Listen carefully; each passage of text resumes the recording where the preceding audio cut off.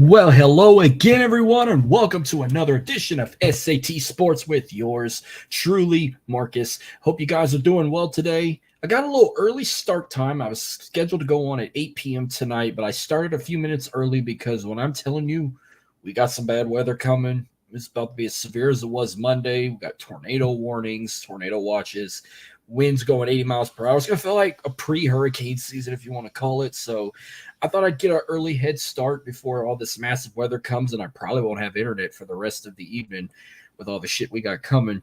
Because what I saw while watching the Astros, they should have had the roof closed the whole fucking time. That was your goddamn fault.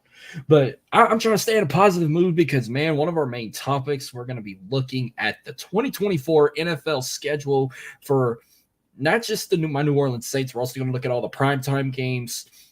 I'm not making no predictions. We're just going to say how excited we are. But I got some other good stuff we're going to talk about, a couple of negativity. But I want to start off on a good note. We're going to start with the man of the hour on the thumbnail, the one and only Paul Skenes, who made his starting debut with the Pittsburgh Pirates this past weekend against the Chicago Cubs. We've been waiting for this day. He got called up not long ago and he made his official start on Saturday. And Skenes looked comfortable on the mound. You know, striking out the first two batters he faced. He struck out 7 across 4 innings, but he did allow 3 runs, 6 hits, and 2 walks. But he started the 5th inning, but allowed back-to-back hits. But he gave the Cub runners on first and second. But he exited the game with a comfortable lead of 6-1, but the Cubs did score 5 more runs. 2 of them were attributed to Paul Skenes in the top of the 5th. The game went on a rain delay before the Pirates could escape the inning, but Paul Skenes would not have been able to pick up the win, even if the Pirates held on to the lead, as he only pitched 4 innings.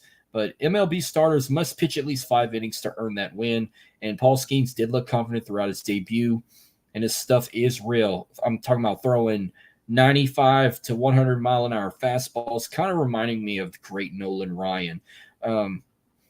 He looked fantastic. I thought he's going to be a hell of a player in the future. I can't wait to get his jersey, even his hat, even though I probably would never wear another team, but I will wear him and support him. But in his debut, Paul Skenes threw 84 pitches, including 54 strikes. That's not bad. Now, they're still deciding if they're going to send him back to AAA or they will give him more time in between starts. The rumors have it that he was going to start again tomorrow against the same team of the Chicago Cubs. So we'll see about that. But I want to get that out of the way real quick because I know I'm ready to talk NFL schedule. So we got the Skenes Show has officially started. I gave my take on Paul Skenes at his debut. He's going to be a hell of a player. All right, I know we're counting the days down. I think they said 155 days until week 1 of the NFL, the first Sunday of the 2024 season. But the schedules have been dropped for all 32 teams. I'm going to do the Saints first, and then I'm going to look at all the primetime matchups and tell you which ones I'm excited for. So they're still doing the whole 3 preseason matchups this season. I remember they wanted to try and either go down to 2 games or even not do a preseason at all. But they're going to have 2 road games again and 1 home preseason matchup. They're going to play the Cardinals first on the road in preseason. A date and a time has not been announced. Sunday, August 18th, they go to the 49ers. And then their only home preseason matchup against the Tennessee Titans. No date or time has been announced. They'll open up week 1 against the Carolina Panthers, which, by the way, Carolina is going to be the only team in the NFL to not get any primetime action. This will be a noon game on Fox. It's a division rivalry, and I've always stated that Carolina is one of those teams. They can be tricky. I'd like to see them start off with a win week 1. I think they can if they can get their head out of their ass.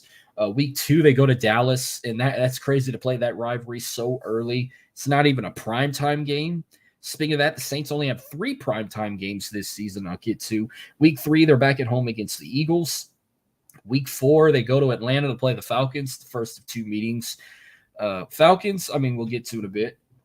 Week 5, their first of 3 primetime games, Monday Night Football. They go to Kansas City to take on the back-to-back Super Bowl champion Chiefs.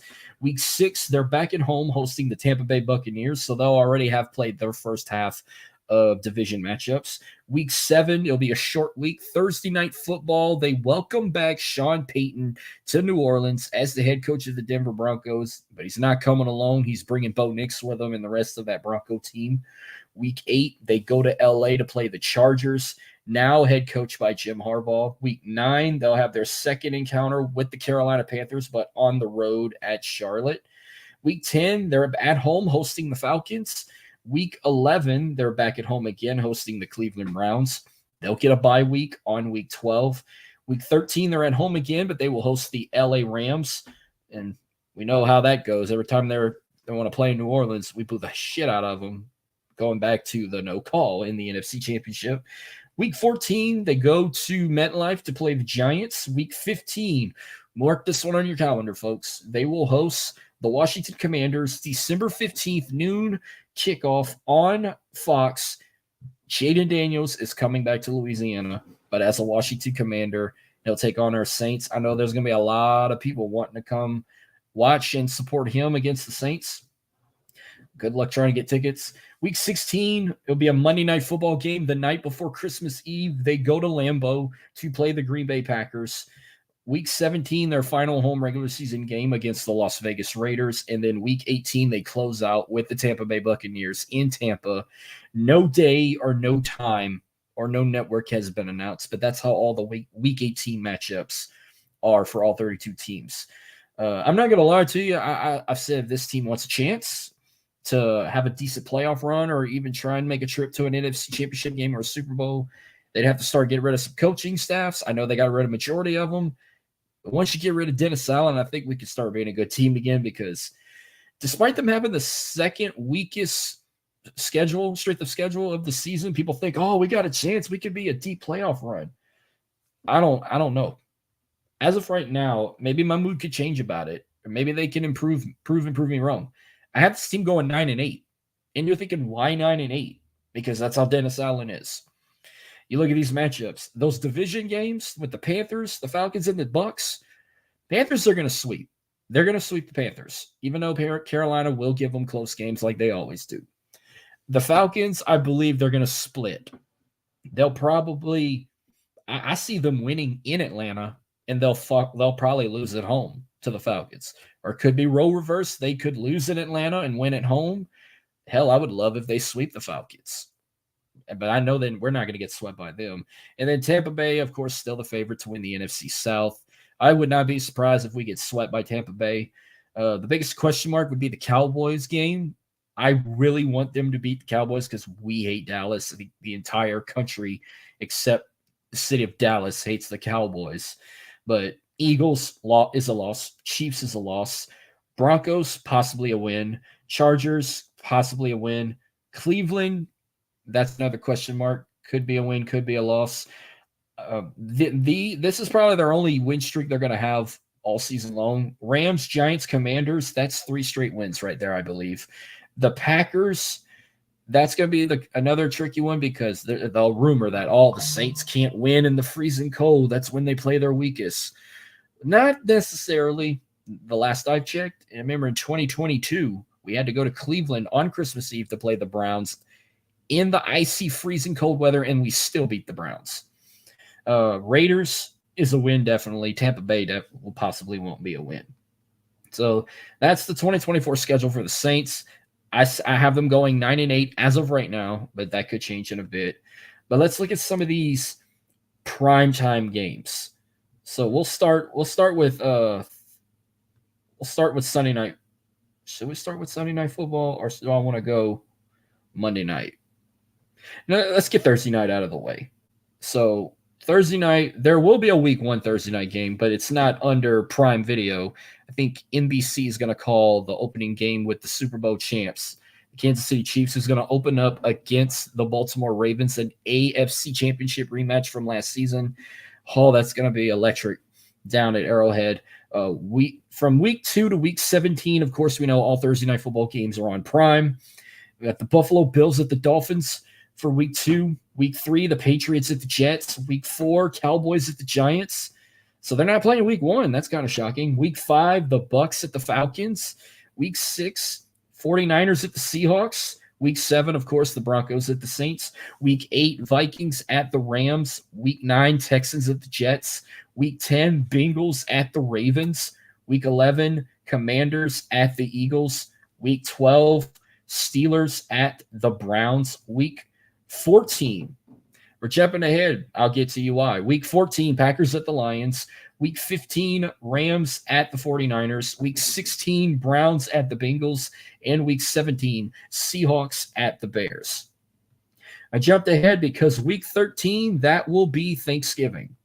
And we're always in for a Lions and a Cowboys game on Thanksgiving, but we're blessed to have a third. So Thanksgiving night, which will be Thursday, November 28th, we got the Bears and the Lions kicking it off at 11:30 on CBS, Giants Cowboys at 3:30 on Fox, and Dolphins Packers at 7:20 on NBC. Not to mention the international games we're going to have this year. Starting week 1, they will play the very first NFL game in Brazil, and it's going to be a Friday night game, by the way, one of 2 Friday night games. Packers, Eagles in Sao Paulo, Brazil, 7:15 p.m. start time, and you can watch it on Peacock. The games in London, I know there's going to be a series of games. It starts with the Jets and the Vikings on October 6th. I think that one is at Tottenham Stadium, if I'm correct. I know the Jacksonville Jaguars are going to have back-to-back games in London. They play the Bears on October 13th, 8:30 a.m. start time on the NFL Network. That one will be at Tottenham Stadium. And then the following week, October 20th, they will play the Patriots as the home team, but they will play that one at Wembley. Don't want to miss that one. And also, they are going back to Germany. I want to say it's week 10. It will be Giants-Panthers, November 10th in Munich, Germany, 8:30 a.m. start time on the NFL Network. The only thing I'm not sure about is I don't know if they're going to do the whole Andy's Room game thing like they did last year. I know they'll probably broadcast a couple of games on Nickelodeon. There will be a Black Friday game like they did last year. That'll be the second and only second Friday game of the NFL. Raiders, Chiefs on Black Friday, November 29th, 2 p.m. on Prime Video. And Christmas Day, well, we're going to see history in the making because this season we will see NFL on Netflix. They will also be broadcast on other channels. There will be 2 games on Christmas Day. And they're both on Netflix. Chiefs Steelers will kick it off at noon, followed by the Ravens and the Texans at 3:30. And I love the post that I think it was the NFL that posted it, or maybe Netflix. You had the iconic black drop background with the Netflix logo on the top, and at the bottom you had the NFL logo, and it said you can't spell Netflix without the NFL. That is awesome to see that. So I know I'm excited for that. And I know usually Christmas Day games, that's when I like to watch the NBA on Christmas Day, but Christmas is going to be on a Wednesday this year. So there's only 2 games, so it's not going to affect me watching 5 basketball games. I'll probably do what I did last Christmas. I remember watching the Raiders and the Chiefs around lunchtime, and then on my phone I had I think it was a Sixers game or something, whatever the first or second game was on Christmas Day. I think it was the first game. So that's what we got there. Sunday Night Football, here's this lineup for this season of the NFL. I got it right here. All right, week 1 for Sunday night, the LA Rams at the Detroit Lions. Week 2, the Chicago Bears at the Houston Texans, and the Texans will debut those battle red uniforms with those legit-ass helmets against the Chicago Bears.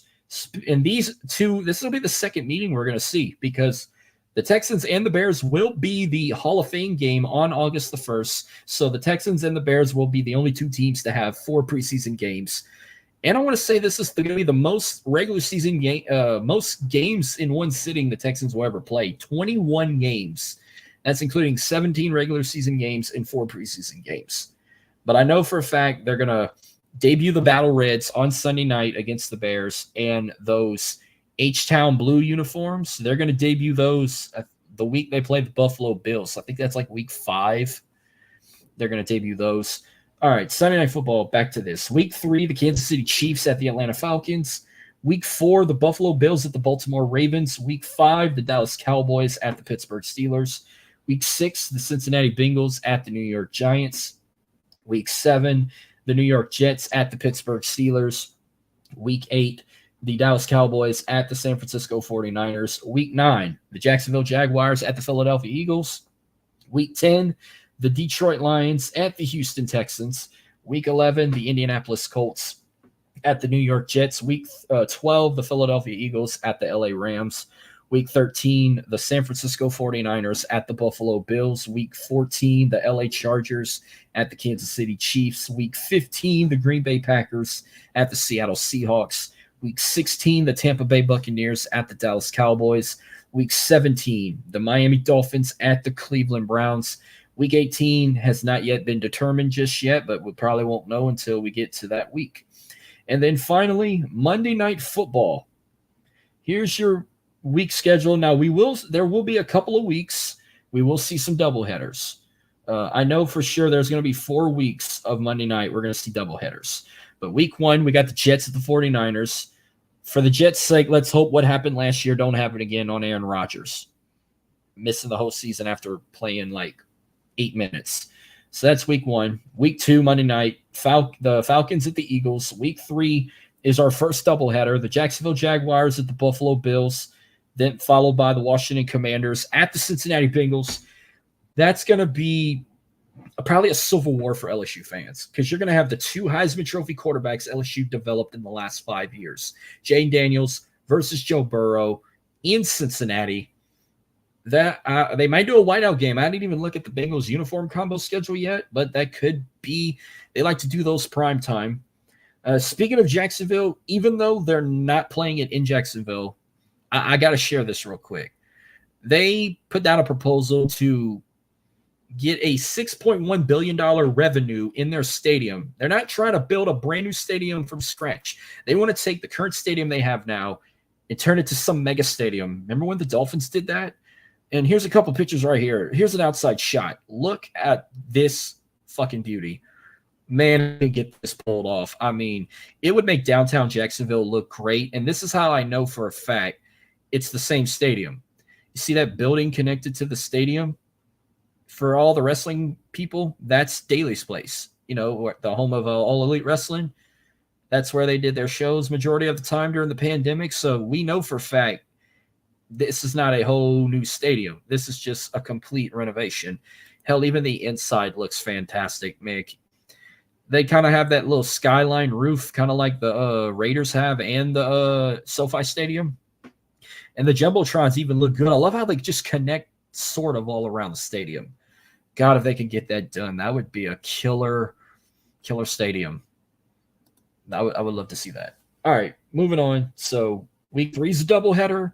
So will be week 4. The Titans at the Dolphins, followed by the Seahawks and the Lions. Week 5, Saints at the Chiefs. Week 6, the Bills at the Jets. Week 7 is also a doubleheader. The Ravens at the Bucks, followed by the Chargers and the Cardinals. Week 8, Giants at the Steelers. Week 9, Bucks at the Chiefs. Week 10, Dolphins at the Rams. Week 11, I got this one marked on my calendar, the Battle of Texas, the Texans at the Cowboys. Week 12, Ravens at the Chargers. Week 13, Browns at the Broncos. Week 14, Bengals at the Cowboys. Week 15 will be the final doubleheader of Monday Night Football.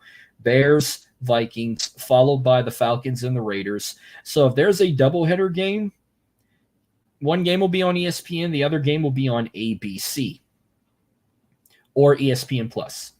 Week 16, Saints at the Packers, and finally week 17, the Lions at the 49ers. And that's the primetime schedule for the NFL for Thursday night, Sunday night, and of course Monday Night Football. So where we want to go to next, let's just get some dramatic shit out of the way. So as you know about the Arena Football League, we thought the arena was going to fold with Lee Hutton just ignoring everybody and shit. Well, good news is Lee Hutton has resigned from the AFL. We now have a new leader or general, a former coach in, Jeff Fisher, the former Tennessee Titans coach.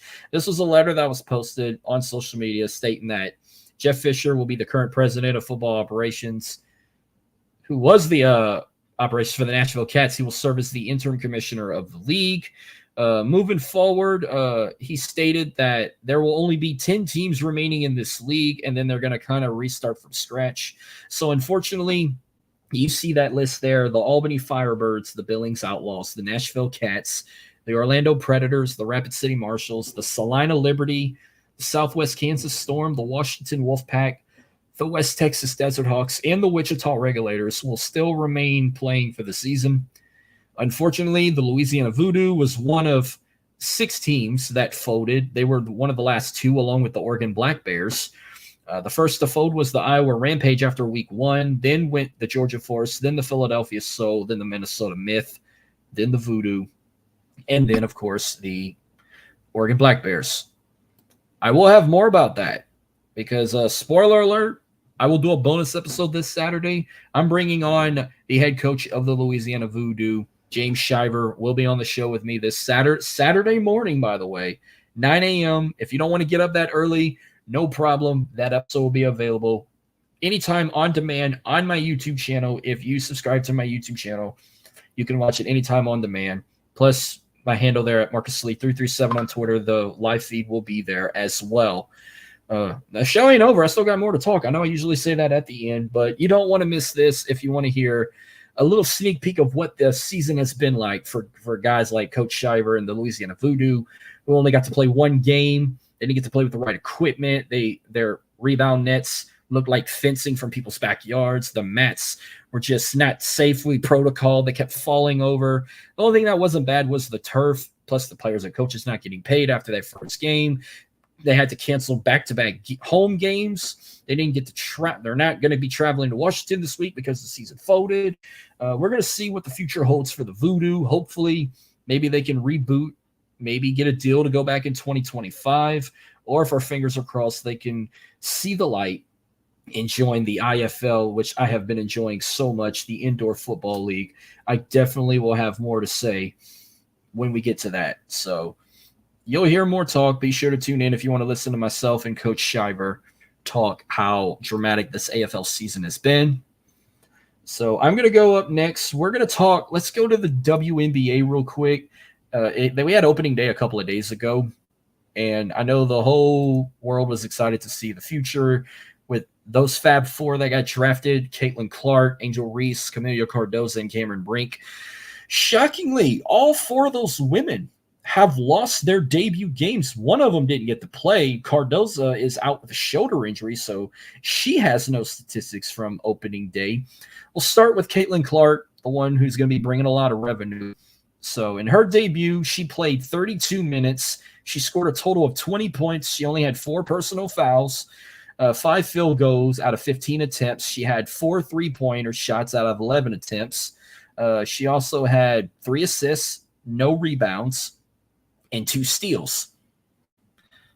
That's not bad, but, people are going to criticize, oh, we thought she was the best in college. This is how it works. Not just in basketball, even in football. Like, you might get a guy like, look at Joe Burrow. Joe Burrow was his senior year at LSU. He brought him 15-0 record, perfect season, Heisman Trophy winner in the national championship. He goes to the NFL. He loses his debut game week 1. Not to mention after week 4, he suffered a serious injury and he was out the rest of the season. But it all changed the following year. He brought him to the Super Bowl, even though they didn't win it. So, people don't really trust the process. They think that's just a catchphrase. No, that's a real thing.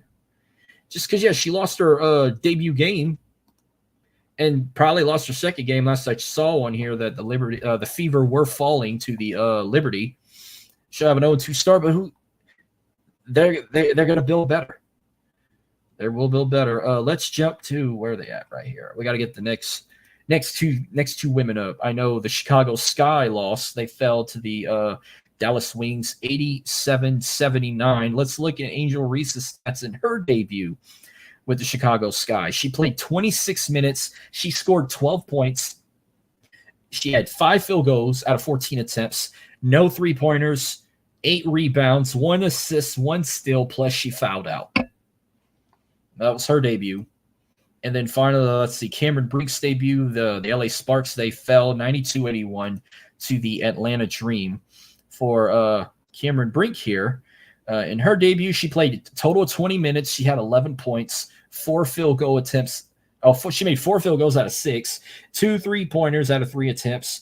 She had 10 rebounds, 10 assists, 2 steals. Plus, she also fouled out, and she also had 11 points in her game, in her debut. So that's the debuts for those 3 out of the Fab 4. Cardoza out with an injury. Hope she gets well soon. I'm saying that because she's playing with the Bayou Barbie. I gotta acknowledge Cardoza. She is a national champion. She's gonna get better too. So that's all I got on the debut of the Fab 4 of that 2024 class going into the WNBA.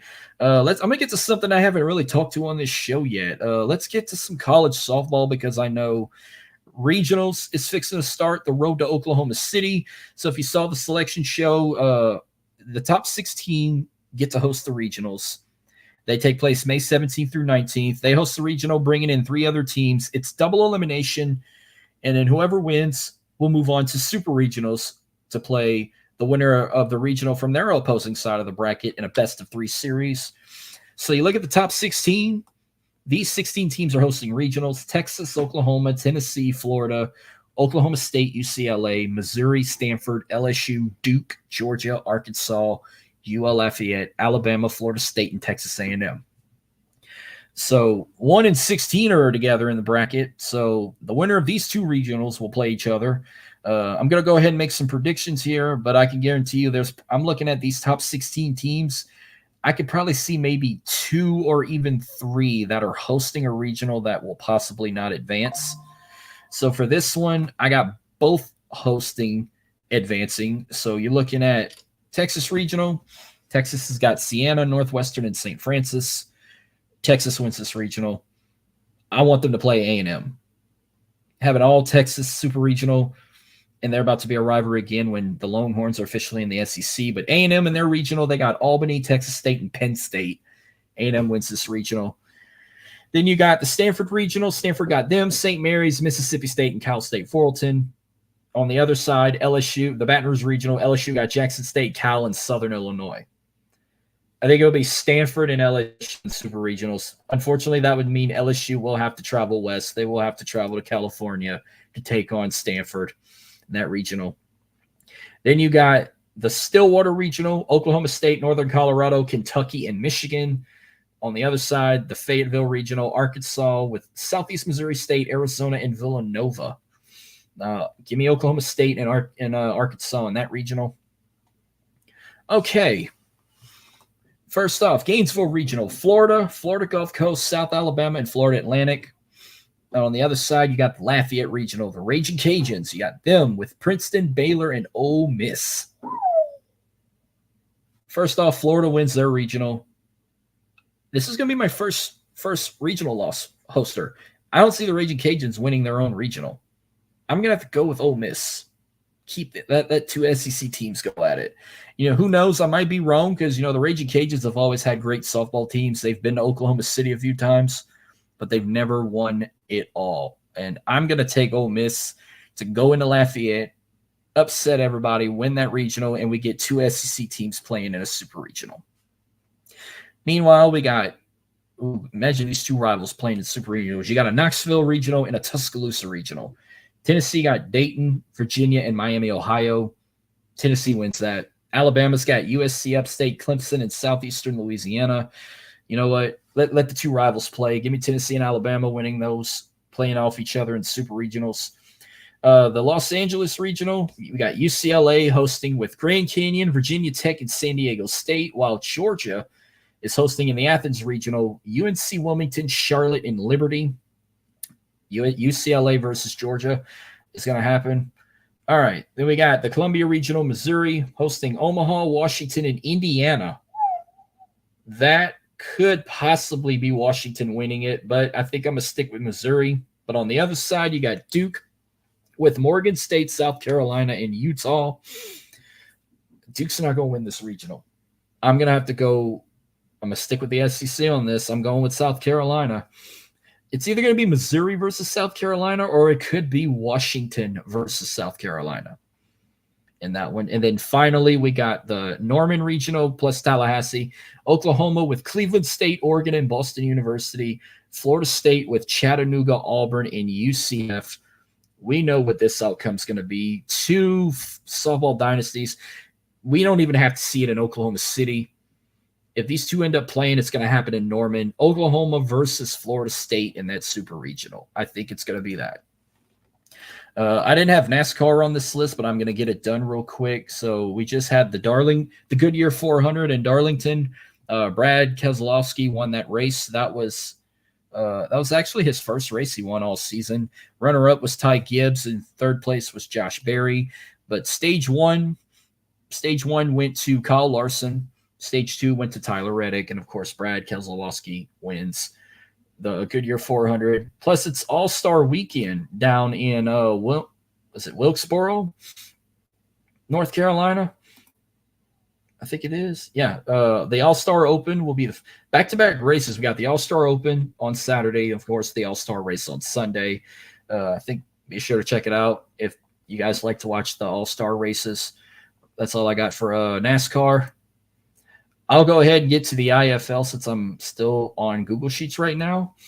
I'll go ahead and this will be my first set of recaps and predictions I'm going to do for now. But week 10 is coming. We're going to recap week 9 real fast. The Steam Wheelers beat the Storm 56-49. Nighthawks survive over the Strike Force 68-64. Fighters decimate the Sharks 68-33.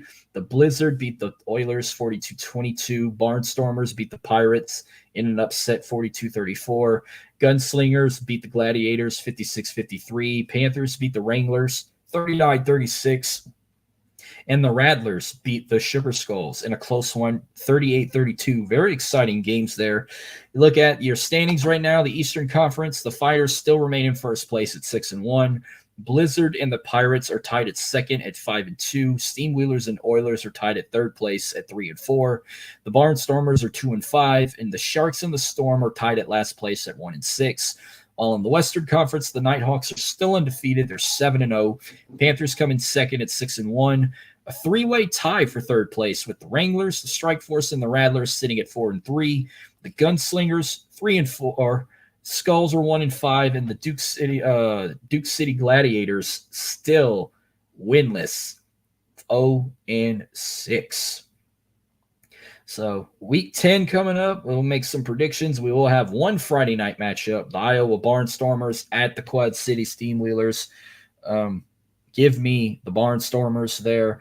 Then we got the Wranglers at the Pirates. Pirates coming off that upset loss, but they're back at home. Give me the Pirates. Fighters in the Blizzard. This should be a good game. Could be a game. I'm going to make this the game of the week. Frisco Fighters and the Green Bay Blizzard. Give me the Fighters on the road here. Storm and the Sharks. Storm had an upset win over the Steam. Had an upset loss over the Steam Wheelers. The Sharks are not that good, but I'm going to take the Storm on the road. Oilers and the Gunslingers. In for a good game here, but I'm going to take the Oilers on the road. Vegas trying to remain undefeated. They go on the road to play the Sugar Skulls of Tucson. Nighthawks go undefeated here. This could be another good game right here. The Panthers and the Rattlers, Bay Area versus Arizona. I'm going to go with the Panthers on the road. And then finally, Duke City at San Diego. The Gladiators trying to get their first win of the season, but Strike Force coming off that loss to Vegas. They almost got it done, but they didn't get it done.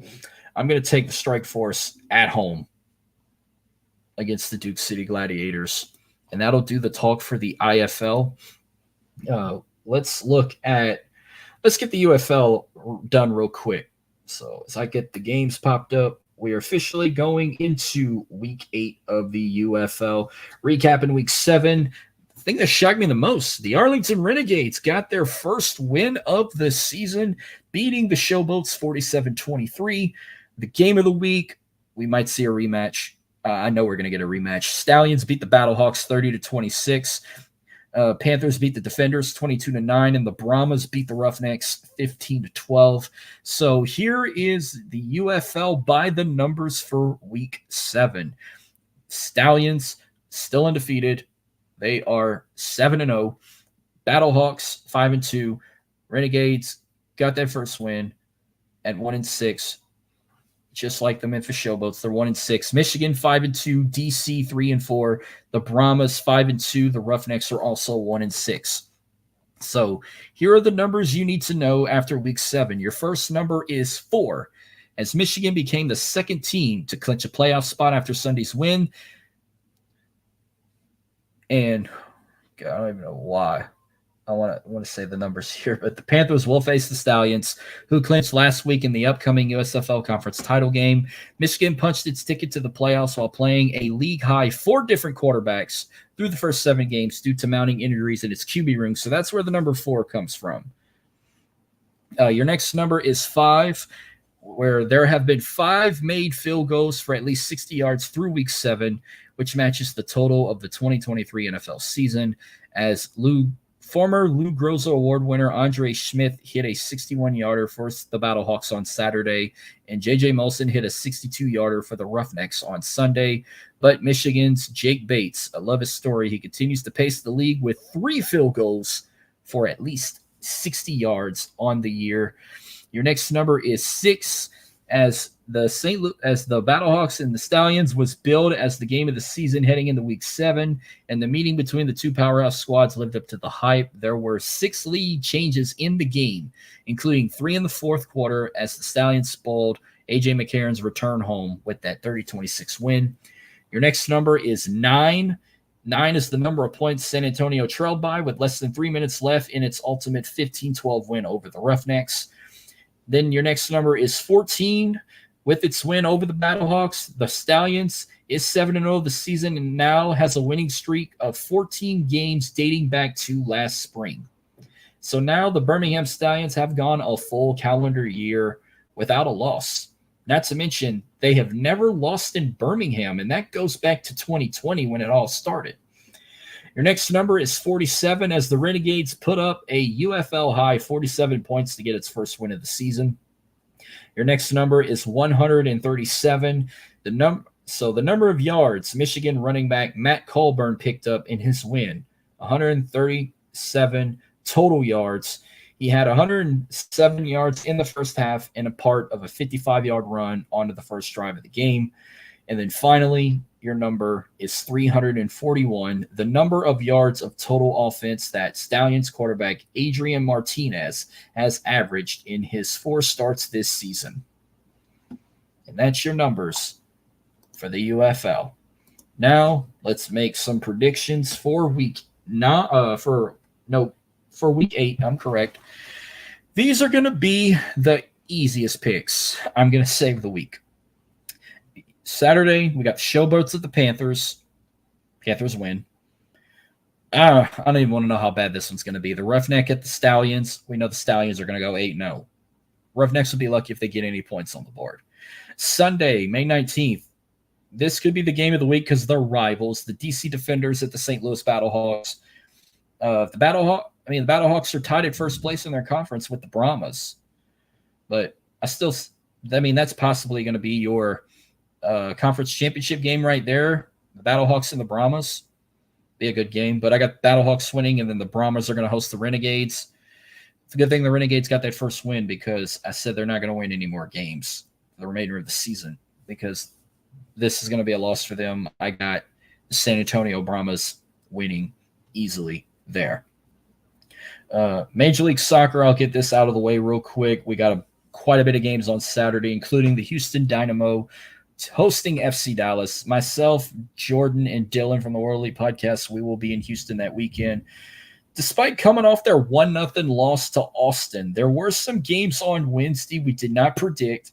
But Columbus beat Montreal 3-1. Red Bulls beat DC United 4-1. Cincinnati beat Atlanta 1-0. Orlando and Miami draw at 0. NYCFC beat Philly 2-1. Charlotte beat Chicago 1-0. Minnesota and the Galaxy draw at 2. Nashville beat Toronto 2-0. LAFC beat St. Louis 2-0. Colorado beat the Whitecaps 1-0. Salt Lake beat the Sounders 2-0. And the Timbers beat the Quakers 4-2. There will be some games on Saturday. We're going to predict them. There's not a lot, but the fact that we're going to be there, we got to roll with the Dynamo. I hope they pull it off. because I'm going to be upset. I go 2 years in a row, and they can't win with us there. I'm going to tell you right now, if the Dynamo don't win Saturday, I'm not going to the game next year unless they host Miami, because I want to see Lionel Messi play. So I got the Dynamo over Dallas. Nashville hosting Atlanta. I'm going to go with Atlanta. Charlotte and the Galaxy. Give me the Galaxy on the road. I got St. Louis on the road at Cincinnati. Miami at home over DC United. Revolution and the Union. This should be a hell of a matchup, but I'm going to take Philly. The Battle of New York. You got NYCFC versus the Red Bulls. I'm going to go with the Red Bulls in this one. I got Toronto at home over Montreal. Austin and Kansas City. Man, I would love Kansas City to win this game, but Austin will probably win. I got Columbus on the road at Chicago. I got Minnesota at home over the Portland Timbers. I got Salt Lake at home over Colorado. I got Orlando on the road at San Jose. And then finally, I got Vancouver on the road against Seattle. And we're almost done. We're going to wrap it up with the playoff standings and get some predictions. But as of right now, Game 6 with the Nuggets and the Timberwolves are going on. Timberwolves are up by 20. They win this, they will force a Game 7. We do have one Game 6 tomorrow night, Knicks and the Pacers. Knicks win this, they move on to the Eastern Conference Finals to play the Celtics. The Pacers win, they will force a Game 7.